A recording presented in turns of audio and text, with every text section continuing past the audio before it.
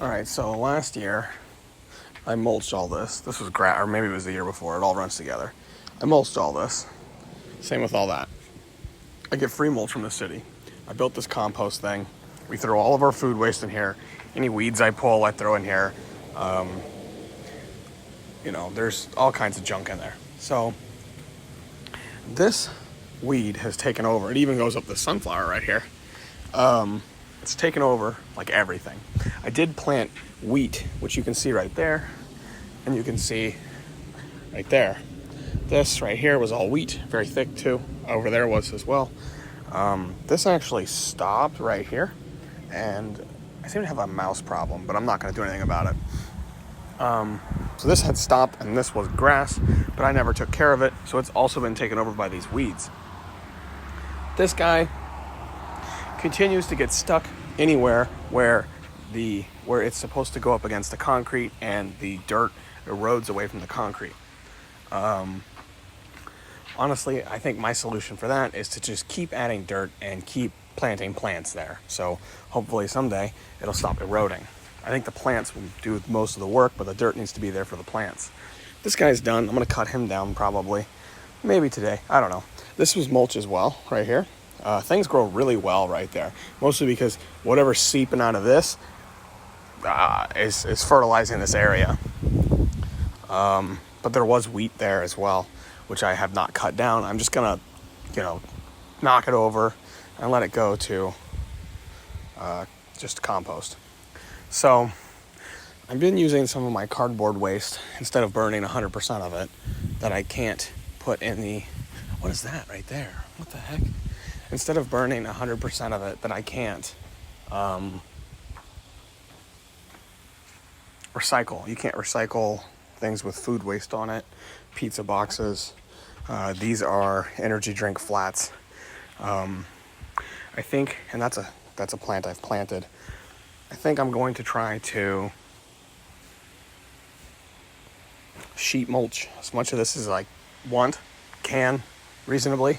And then I need to hold it down with new mulch, which I can get for free. Now, there's some survey flags that I pulled out of my yard that the state littered in my yard. And I cut them in half, and I can use them as stakes to hold this stuff down when I bend it over. That works. I'm a little concerned that weeds will grow between these gaps, but we'll see what happens. I can also just keep layering on more. I'm not going to run out of cardboard. I have a lot of cardboard. Here's a pile as well. And I also have a pile. I purchased a part for my car that was like the size of my hood. There's a little insulator thing that goes in the underside of the hood. I replaced it because it was falling apart, and it came in an enormous box without any tape on it. So I should be able to put that in a big area if I would like. Maybe I could put that there and give this area its first round of mulch that it's ever got. One thing that I'm not perfect at, that is when I did this the first time, I sheet mulched this the first time, and I put mulch out here, and then when I put my robot lawnmower, you see that there's grass right here. So I need to sheet mulch all the way out to where the robot lawnmower stops mowing, and I need to get a good understanding of where that is, the day of when I place the material to kind of kill everything off. But I kind of like this approach of like using waste to manage my yard to make it look the way I think it should, as well as trying to be as little intrusive and burden as possible, both economically and ecologically. I don't want to use any chemicals, and I really don't want to use a lot of my time either. That's about the most finite resource I'm committing to this whole project is my time. And in that, if I'm pulling weeds and they grow back, why wouldn't I just do this? And then they don't grow back. Now you could say, well, I'm pulling minerals out of the ground or whatever, and I'm putting those in my compost. But really, the weeds spread in the compost, so now I have to have the compost for longer, and it kind of becomes an opportunity for things to grow, and that's not really a win-win. The soil at my home is pretty poor. It's clay, very thick clay. Like you really can't even stick a stake in the ground. It's kind of gross. And there's gravel, and sometimes in some places there's construction material. There's 2x4s and so on. You know, in 50 years it'll decompose, I'm sure. So what I want to do is I want to eventually have a little walkway right here to the yard, and eventually I want to have a garden right there. And I'm not exactly sure what to do here. I think it's too close to the house for a garden that's actually designed to produce. I think maybe some ornamentals that kind of do a lot of ground cover so that it's not covered by weeds might be the solution. That's an air conditioner I bought, but I haven't set it up, mostly time. And now things are trying to grow over it, which is kind of funny, but whatever. All of these sunflowers are volunteers this year. I planted them the year before, and they grew okay last year, and they're growing better this year. So, I mean, that one's like 13 foot tall. That's crazy. Yeah, I mean, I just don't know. I don't know what to do here. This outlet fails like every other year because somehow water's getting in it, and I haven't solved the problem. But it's a GCFI, so I just replace it, whatever. This works really well though. So like we've put a lot of our waste in the house in here. So any food waste, any yard waste, any plants. You see there's some sunflower there. There's some grass that we've picked up out of the yard. There's some, we bought too many groceries, waste. Someone didn't like their crust, whatever. And I try to dump everything in here. It doesn't matter if it's an energy drink, a Gatorade. I know that'll kill plants, but I'm not trying to grow plants in here anyway. I think by the time I use it, it'll have leached out anyway. I pour everything that has any sugars, artificial or not, in here. We put our vacuum cleaner waste in here. We put our cat hair, human hair, you know, anything and everything. There are birds that contribute to this quite a lot. They actually pick and choose a lot of the items out of here, and they leave their own items back here for me. There's an occasional possum or something back here, which I guess is not ideal, but at least the material's going somewhere useful, you know. I hate this idea of trucking it away when there's a possum in my backyard that can process it better than we can. You know, there's mice there. There's mice under this thing, which is not cool. I mean, they might cause harm to my concrete slab, but maybe I caused harm to their nest. I don't know. Yeah, I mean, I'm just rambling, dude. So, I get some more pieces of cardboard here, lay it out, stake it out. I can get some free mulch. They're open every Friday and Saturday. My problem is I never wake up early enough. They close in like an hour. Some material like that. Hold this down and kind of stave off. I'm sure a new crop of weeds will be here the following year, but what will happen is it won't have this compound effect of a deep root system that really owns the area, which is what we have right now. And this weed is actually native to what was here before they even put the fill dirt in. So if you go back to Google Maps, you can see my home before they built the home, and you'll see the lot is covered in this stuff. It's covered in this, and actually a lot of these species. So I quit actively caring for the health of my grass, which I encourage you to do. And a lot of the stuff that was here before is now growing. And, you know, it's one of those things where this is no harm to me. And why would I harm the grass? You know, lawns are supposed to exemplify how rich you are and how much money you can spend. You know, the royalty in Europe, it was all about having a big yard and having lots of servants taking care of it. And me, my servant is a robot, and I'm not going to have a big yard. I'm going to have a lot of plants. That's my goal. I've got like a couple dozen pounds of, maybe it's not a dozen pounds. Maybe it is a dozen pounds total of flower seed, mostly lupin, which is a species that is, well, Alaskan lupin is native to North America, where most lupins are not. They're mostly European, Mediterranean kind of area. And I do want to plant them because they cover the ground and they compete really well. They're known to be invasive in sandy areas, but that's where sandy areas have a lot of drainage.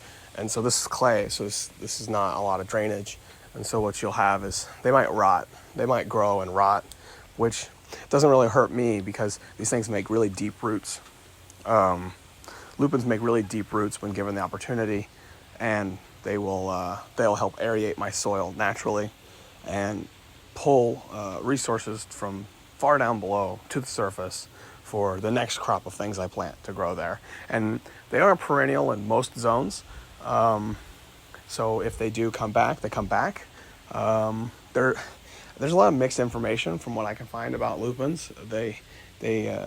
Some of them are perennial, some of them are not. Some of them drop seed and they germinate. They drop enough seed that the probability of germinating, they just grow a new plant. If that's the case, that's awesome because that means there's a ton of dead root mass, which is great for the soil and the worms and everything else that's under the ground. The bugs and the birds will love it.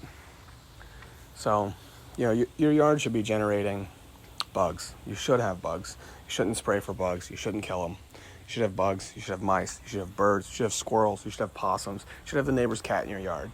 There should be all kinds of feces in your yard. Now I'm just rambling about that. But it's not because you want the feces. It's because it's part of a good ecosystem. You want an ecosystem. You don't want something you have to actively manage constantly. I was gifted some logs down there. I put them down there just so they could hang out. I'm probably going to, at some point, I wanted to try to grow a, it's a plant that starts with a C. I apologize, I don't know what it is. But there's a plant that starts with C that I was going to grow in between some of those logs. And I was going to dump a bag of dirt in there, and it makes a lot of mass. And I was going to try to use that as a way to hold moisture up against the logs so they decompose and get, start to rotting on their own. And I can use that mass in my compost. I really don't grow a lot of material for compost, although I would like to. I think my compost is lacking nitrogen. It should not be a good environment for weeds to grow. That means it's not hot enough, which means I need more nitrogen. But nitrogen is the thing that makes, nitrogen and things usually associated with nitrogen is kind of what makes your compost stink. So it doesn't stink, and that's great. I dump a lot of ashes into it, so I burn a lot of my food, cardboard, paper waste, and then I dump it in here. Otherwise, I'd have a ton of material. These pizza boxes, I'm known to go to Domino's quite a bit, and so I have a lot of pizza boxes, and I'll burn them, fold them up, put them in the can, burn them, and put them in the compost. And I think I've lowered the pH level and increased the amount of carbon in my compost to the point that it's just not very active. So I need to provide it more resources along those lines. And I could pull all these weeds and throw the weeds in there and then sheet mulch, but I could also leave the weeds here and sheet mulch. And the probability of them making their way through the sheet mulch is higher, but I will also have the added benefit of keeping the energy that they've produced in the soil in which they've produced it in. And if they do die, that's great for the soil. There's a lot of deliberation here. I think about it way more than what it's worth. This is a relaxing thought process for me. I can stand here and think, well, what's the best course of action? What costs the least number of dollars? What costs me the least number of drops of sweat? If you wanted to measure it in work. If you measure it purely in hours, the amount of time I think about it, it just totally makes this not worth doing, but I enjoy it.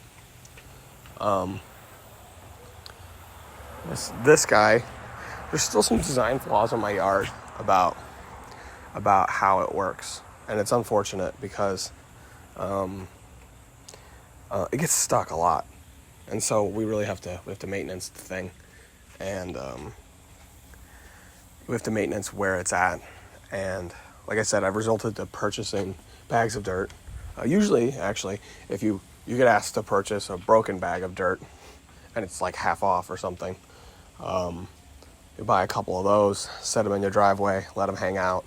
And then I walked around earlier and I poured the dirt along the perimeter of the driveway and the sidewalk to kind of add the soil there.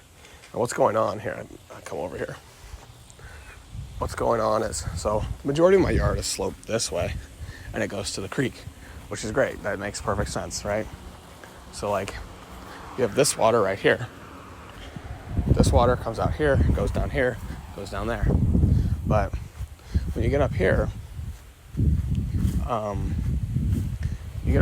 this water comes out here, goes out here. It kind of goes out here.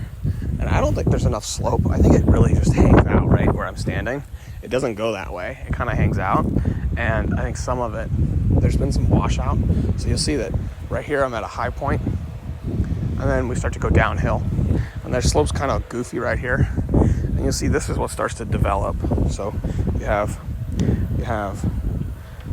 the expansion and contraction of the soil,